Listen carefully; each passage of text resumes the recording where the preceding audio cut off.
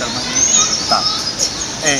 Então muitos se perguntam, muitos nos questionam como viabilizar o passe livre, né? Os Estados Unidos, como eu tinha falado, é um país tipicamente liberal e o passe livre é garantido para os estudantes, né? A gente precisa realocar a discussão sobre o transporte público e a necessidade de localizá-lo numa perspectiva de serviço público essencial, garantido pelo Estado, assim como é a saúde e a educação, por exemplo, ou como deveria ser a saúde e a educação, né? Então, existe uma PEC chamada PEC 90 em tramitação no Congresso Nacional que coloca o transporte como um rol do direito social. Então, o artigo 5º da Constituição, onde tem vários direitos fundamentais, direitos sociais, existe uma proposta de emenda constitucional para colocar o transporte como um direito social. E a partir disso, isso é um paradigma, né? Essa PEC é um retrato do anseio da sociedade, mas cria um novo paradigma do entendimento do Estado brasileiro em relação ao transporte. Ele não pode mais tratar o transporte, nem deixar a deriva das empresas de ônibus, do mercado. Ele precisa ter uma regulamentação específica em cima do transporte. Então, se apropriando até numa frase liberal do Milton Friedman, que foi prêmio Nobel, né, um grande economista liberal, né, o qual eu discordo muito, mas aproveitando o nosso principal setor da sociedade oposicionista ao debate do serviço público essencial, que são os liberais, então, que ele pergunta, ele diz, né, uma célebre frase: não existe almoço grátis, né, no have lunch free.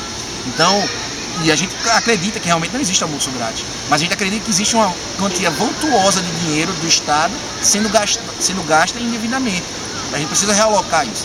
Então, primeiro ponto é a gente constituir, é a gente tirar como premissa de que quem vai financiar o passe livre sou eu, é você, é o outro usuário, é o usuário que não é o estudante ou não é o trabalhador desempregado. Há um mito difundido pelo poder público que a partir do momento que você dá gratuidade para um setor, como é para os idosos, quem está pagando essa gratuidade é o outro usuário. Então, a cada usuário idoso que entra no ônibus de gratuidade, dá-se a entender tem um mito construído pelo Estado, de que quem paga são os outros usuários. Isso é uma tentativa de jogar usuário contra usuário. Isso é uma tentativa de desunir a sociedade. E a gente precisa desmistificar isso. Hoje, por exemplo, no estado de Pernambuco, as empresas de ônibus, elas têm isenção de ISS, isenção de ICMS, desoneração da PIS e COFINS, elas têm desoneração da CIR Combustível e ainda mais metade dos seus trabalhadores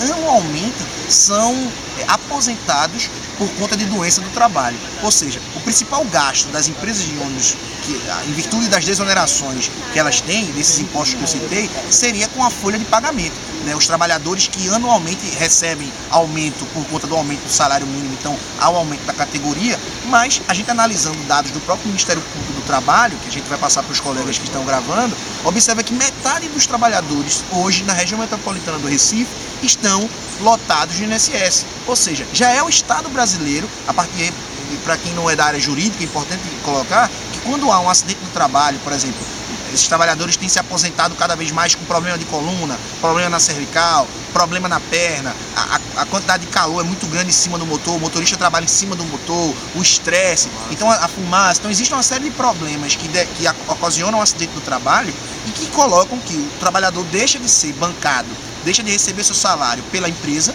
a empresa, quando eles vão para o INSS, deixam de ser pagos os seus salários, e o INSS, ou seja, o Estado é que paga o salário desses trabalhadores.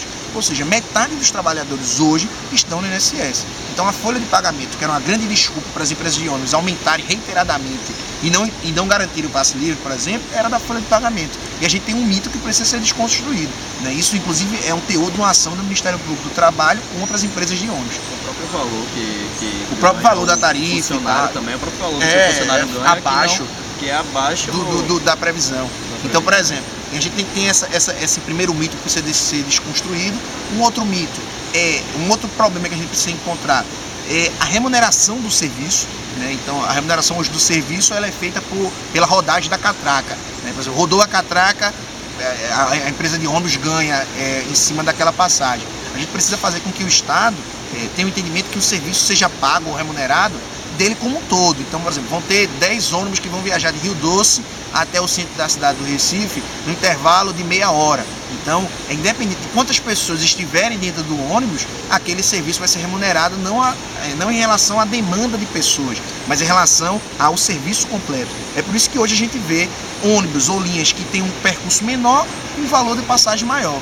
Ônibus que tem um percurso menor com passagem maior com a passagem maior. Ou seja, não há um critério unificado construído, existe uma desconformidade nessa remuneração da tarifa. Então a gente precisa inverter a lógica da remuneração da tarifa, a gente precisa fazer com que o serviço seja remunerado de maneira única, completa, fechada, né, sem ser ao bel prazer do mercado. Né. Isso, por exemplo, um efeito disso é que existem linhas que têm menos ônibus do que outras. Por quê? Porque não tem tanta gente para pegar aquele ônibus naquele horário, então eles diminuem a quantidade de ônibus. E a gente precisa fazer com que o serviço seja garantido, independente da quantidade de pessoas que estejam para circular ou daquele bairro que esteja circulando. Então, muitas vezes não há demanda para ônibus, porque como não tem ônibus, as pessoas procuram outras maneiras de se deslocar na cidade, né, como a bicicleta. A bicicleta é um meio que hoje a população da periferia utiliza bastante a bicicleta. Então, em linhas gerais, a gente precisa criar um fundo metropolitano do transporte público, né? As cidades hoje, pela Constituição, os municípios é que gerenciam o transporte público, mas aqui, desde o Consórcio Grande Recife e desde a MTU, o transporte é da região metropolitana. Então a gente precisa criar um fundo metropolitano do transporte público. A gente precisa taxar o carro, ou seja, a propriedade individual carro, o que a gente chama na sociologia e nos estudos de mobilidade de carrocracia. A gente precisa taxar a carrocracia, o sujeito precisa ser penalizado mesmo por utilizar o carro em detrimento do transporte coletivo. Então, de que forma a gente faz?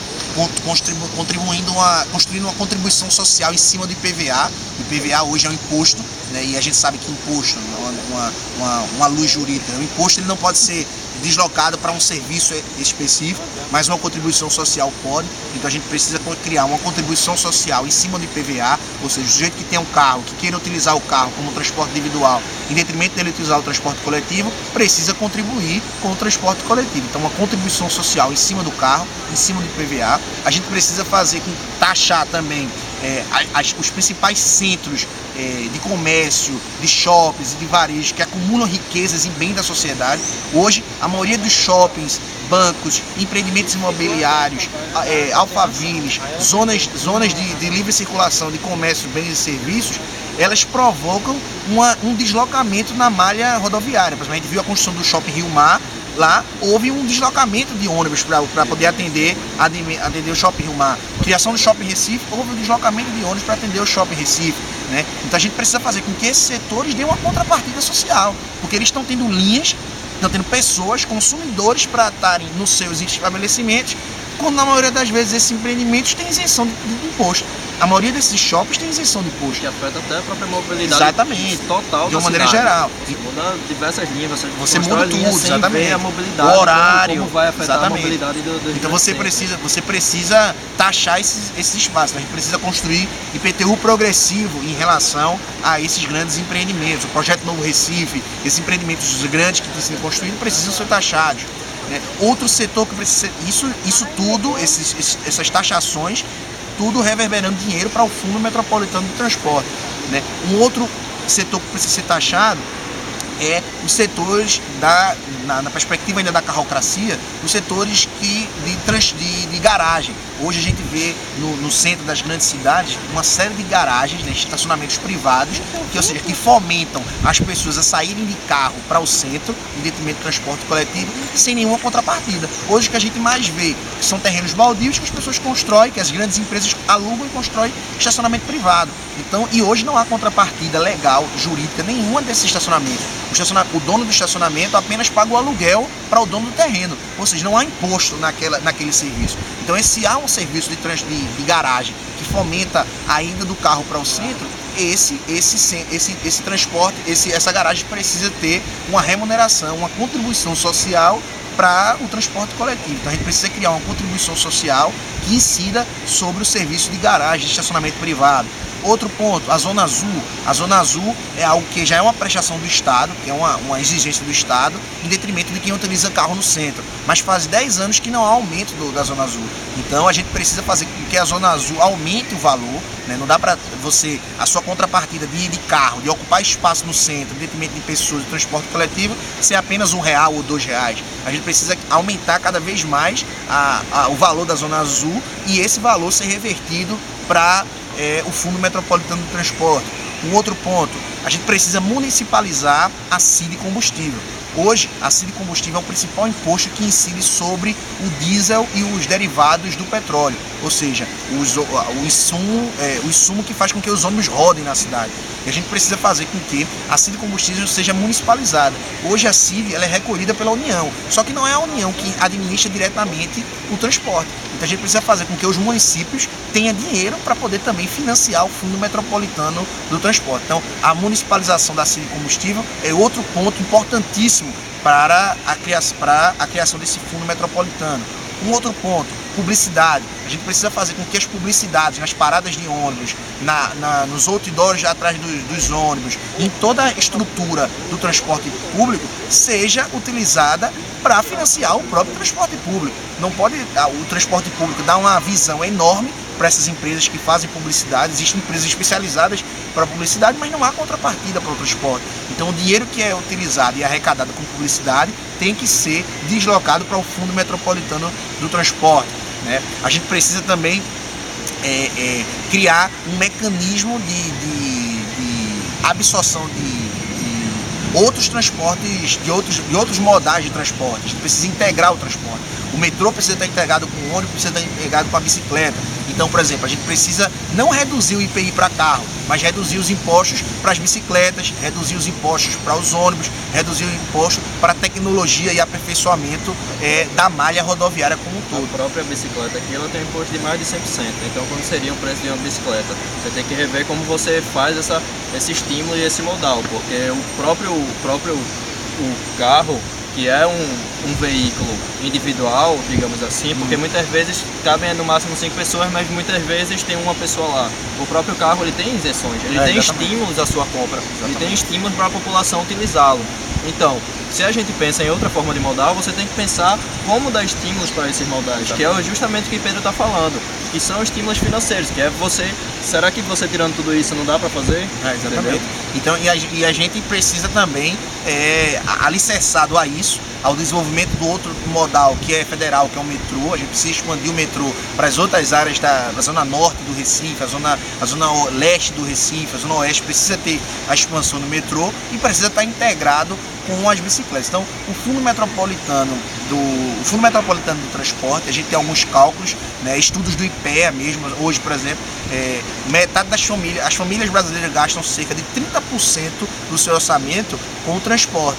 Isso é um dado do IPEA, da recente estudo analisado pelo IPEA. Então a gente precisa criar um fundo metropolitano alicerçado nesses parâmetros financeiros que possa financiar e também a oferta de política pública. A partir do momento que você encara o transporte como um serviço público essencial, isso vai demandar dos 3 entes federativos, da União, do Estado e do município, um aporte financeiro para esse fundo metropolitano, né? Então a gente precisa que esses entes federativos assumam a bandeira do transporte coletivo como um serviço público, não como uma bandeira de governo, mas uma bandeira de Estado, que possa ser perene em detrimento dos governos que estejam ocupando o poder político, a atual conjuntura. Então, basicamente, essa é a maneira, é o modo que hoje a gente entende que é possível financiar, né, o passe livre estudantil e para os trabalhadores desempregados. A gente tem um debate de atrelar dentro do valor do seguro-desemprego. Então a gente defende uma maior remuneração do seguro-desemprego